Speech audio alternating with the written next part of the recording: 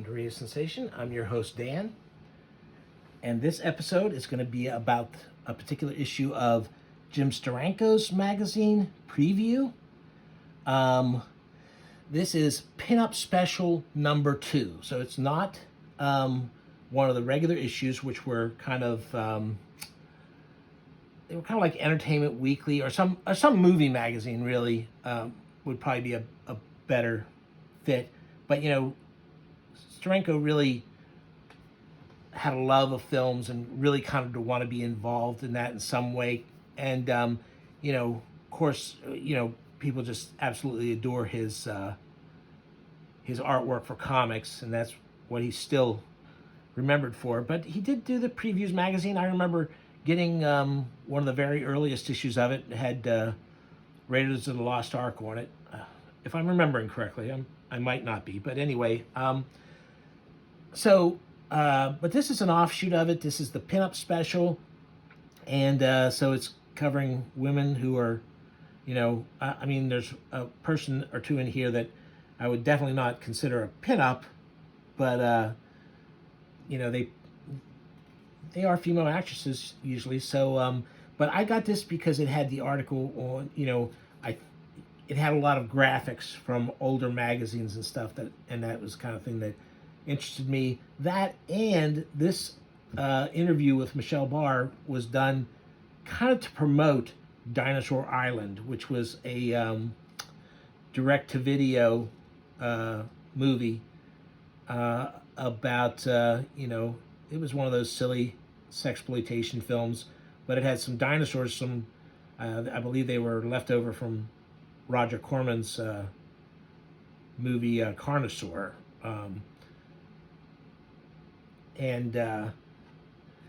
So I'll give you a quick idea here.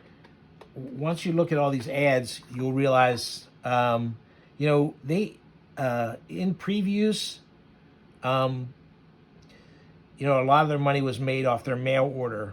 And as you can see in these ads here, for this magazine, now, yes, there is less of the other things and more of the pinup stuff. But this pinup stuff was, I think, pretty much the main thing he sold in these magazines. Just all kinds of pinup stuff, which was very nostalgic for a lot of people, including myself. Those of us who are older, we had more of a face going on some of the, we recognize these faces of these older models and stuff that were in these nostalgia. And, when I say faces, Anyway, some interesting books I forgot had come out that I never actually saw, but I remember seeing all the ads for them. There's a little bit of, here's a whole page on Betty Page merchandise. So that just shows you how hot she was there for a while.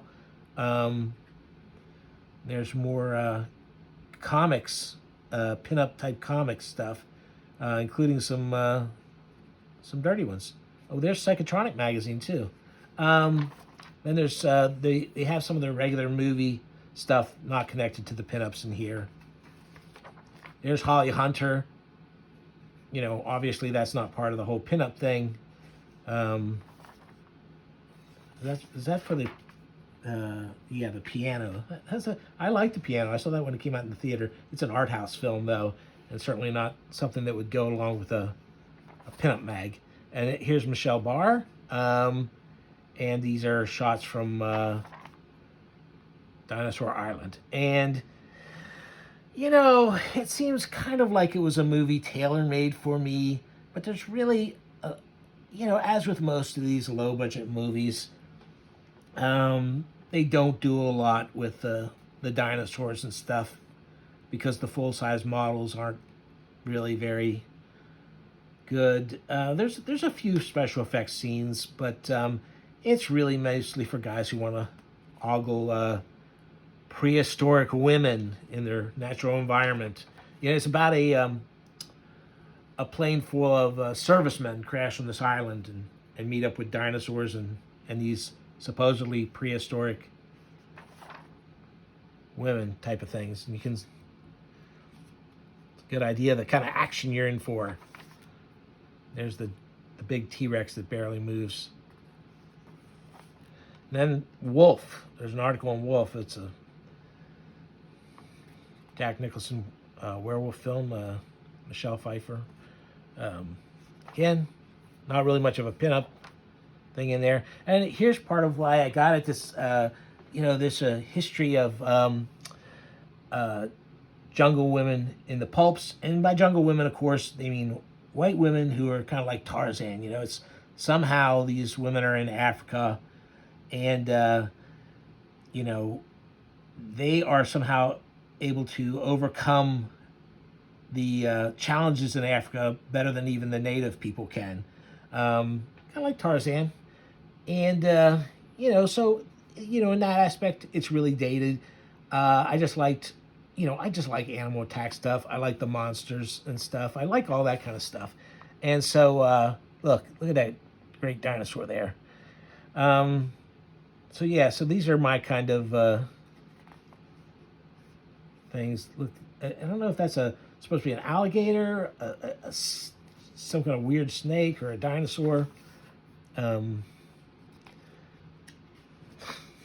Riding around, beating people up with a club while she's riding on a zebra. And this is Irish McCullough. She was a glamour model, pinup queen, and she got to be Sheena on the TV show. That's kind of her claim to fame. Now, I was too young for Sheena, I think, and I don't remember reruns of it being on TV the way some shows were rerun constantly, some of these old black and white shows. But I don't remember this one being rerun at all. I don't know why. Again, lots of good early graphics and stuff. Maria Ford, Tempest Storm, the burlesque star. A little disappointed. I know there's a lot of great pictures of her out there, but I guess they decided not to highlight those. And then here's Jungle Comics. At